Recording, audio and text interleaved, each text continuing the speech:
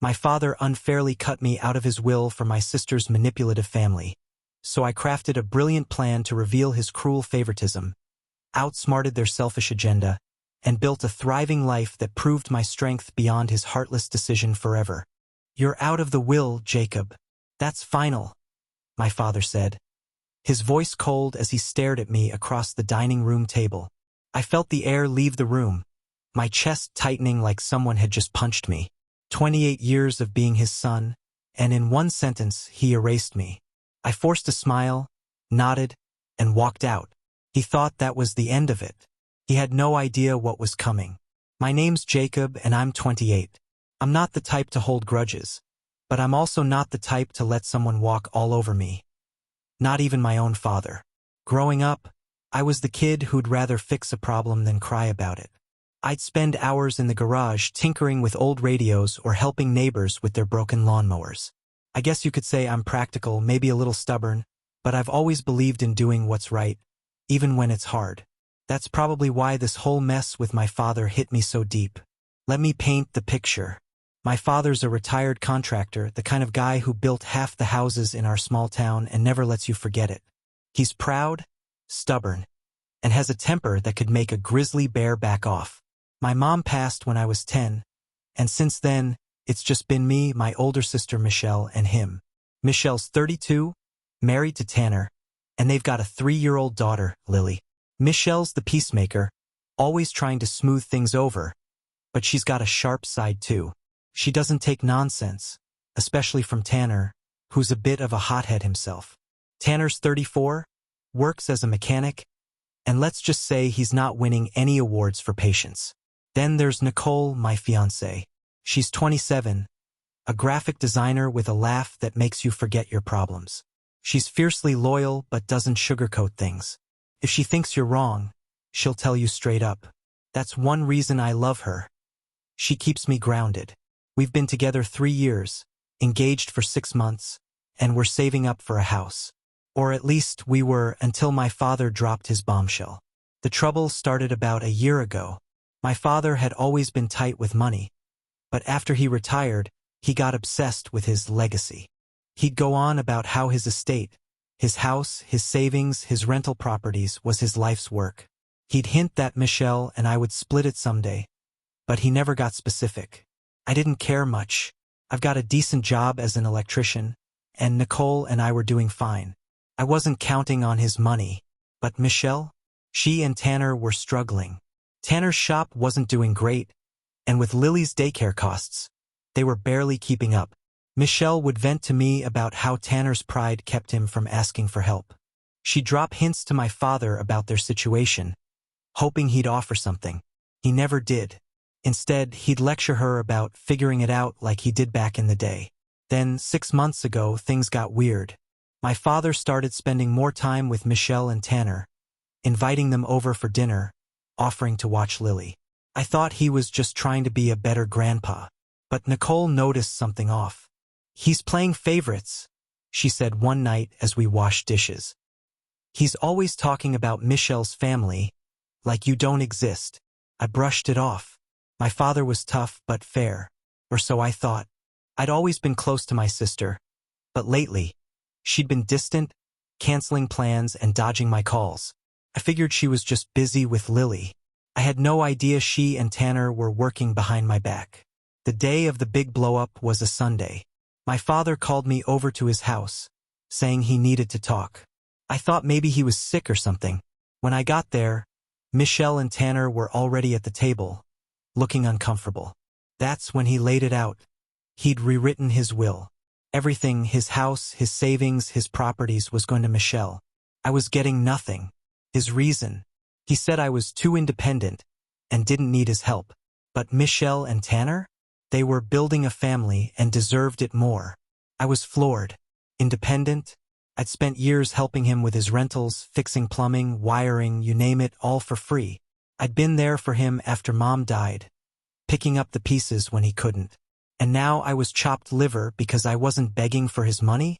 I looked at Michelle, expecting her to say something, but she just stared at her hands. Tanner smirked, like he'd won the lottery. That's when I knew they'd been in on it. I didn't yell or argue. I just smiled, said, "Okay," and left. Nicole was waiting at home, and when I told her, she was livid. "Your sister threw you under the bus," she said. "And your dad's acting like you're not even his son." She wanted to confront them, but I stopped her. I needed time to think. That's when I started piecing things together. This wasn't just about the will. This was about control, resentment, and a whole lot of family baggage I'd ignored for years. See, Michelle had always been the golden child. She was the one who followed the rules, married young, had a kid. I was the screw-up, at least in my father's eyes. I dropped out of college to become an electrician, moved out early, and didn't kiss up to him like she did. I think he saw cutting me out as a way to punish me for not needing him. And Michelle? She didn't fight it because she and Tanner were desperate. They'd been cozying up to him, planting the idea that they were the real family. It hurt, but I wasn't going to let it break me. The next few weeks were rough. Nicole and I argued more than usual. She thought I was too calm, like I didn't care. "You're just gonna let them walk all over you?" she'd say. But I wasn't letting it go. I was planning. I started digging into my father's properties. He owned 3 rentals, and I'd been the one keeping them running. Leaky pipes, busted heaters, you name it, I fixed it. I knew those houses inside and out, including their problems. One had a cracked foundation that had cost a fortune to repair. Another had outdated wiring that barely passed code. If Michelle and Tanner inherited those, they'd be in over their heads. About a month after the will announcement, I started noticing little things that made my blood boil. My father began showing up at Michelle's house with gifts for Lily, new toys, clothes, even a tricycle. Meanwhile, he didn't even call to check on me or Nicole. It wasn't about the stuff. It was the message. He was doubling down, acting like Michelle's family was his only priority. I tried to shrug it off, but one night, I overheard a conversation at the local diner. Some old-timers were gossiping about how my father was setting Michelle up for life and how I'd missed out. The pity in their voices stung worse than the betrayal itself. Small towns talk, and I was becoming the guy who got screwed over by his own family. Then there was the time I ran into Tanner at the gas station. He was leaning against his truck, all cocky, and said, "Heard you're still fixing everybody's problems but your own, Jacob." I wanted to wipe that grin off his face, but I just nodded and walked away. Later, Nicole told me she'd seen Tanner and Michelle at the bank, meeting with a financial advisor. It didn't take a genius to figure out they were already planning what to do with my father's money. Money they didn't even have yet.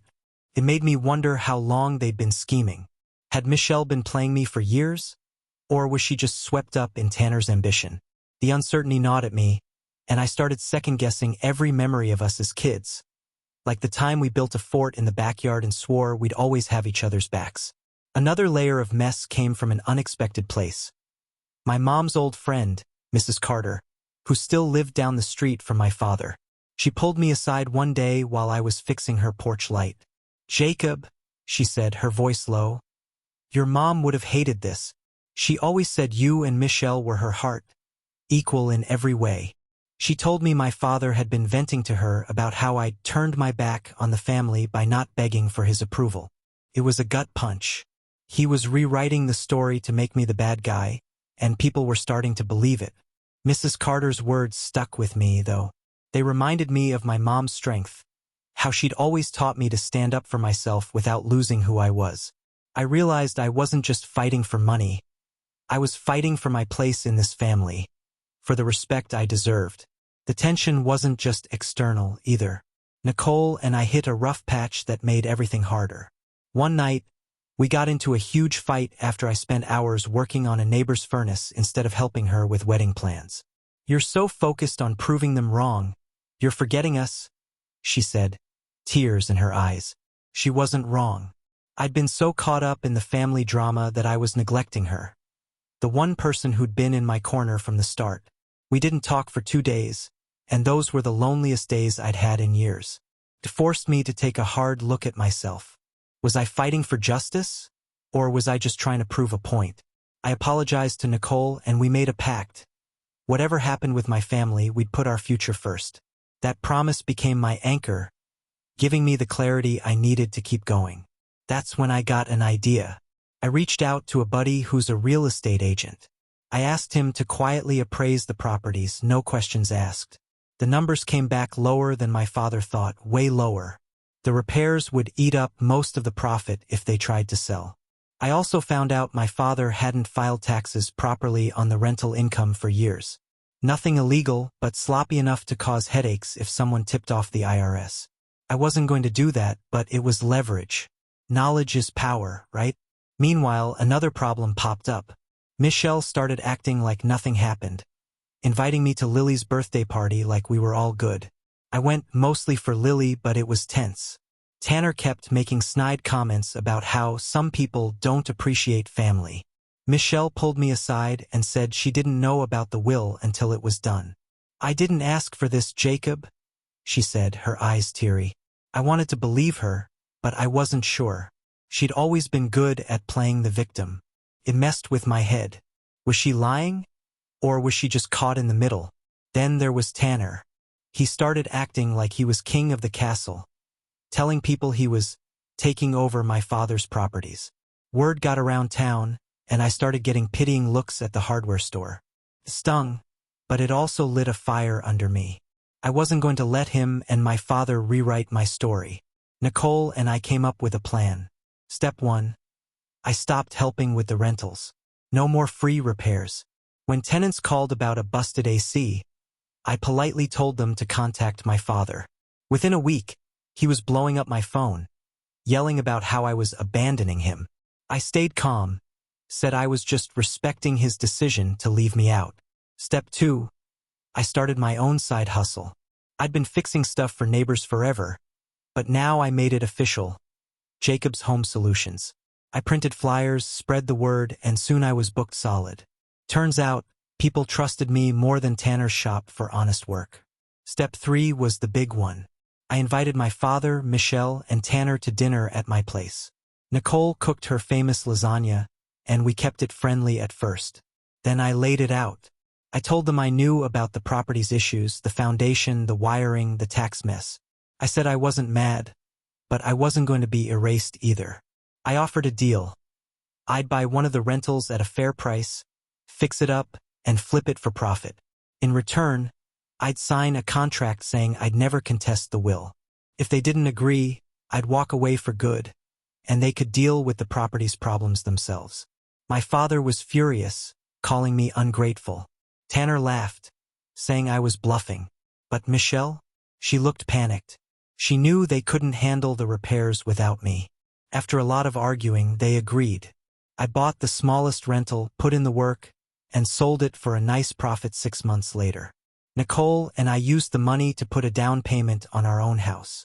It's not fancy, but it's ours. Things with my family are still messy. Michelle and I talk, but it's not the same. She's apologized, but I'm not sure where we stand. My father hasn't spoken to me since the deal, and Tanner's still acting like he runs the show. But I'm okay. I've got Nicole. My business is growing, and I'm not living in anyone's shadow anymore. Looking back, I learned something. Family isn't just blood. It's who shows up for you. I spent years thinking I had to earn my father's approval, but I don't. I'm enough as I am. And yeah, maybe I could have fought harder or played dirtier, but I wanted to walk away with my head high. So what do you think? Did I handle this the right way? Should I try to fix things with Michelle, or let it go? Maybe I should have pushed for more from my father, or maybe I'm better off building my own life. I'd love to hear your take. What would you have done? Thank you for watching. Give it a like, hit subscribe, and come back for more cool stuff.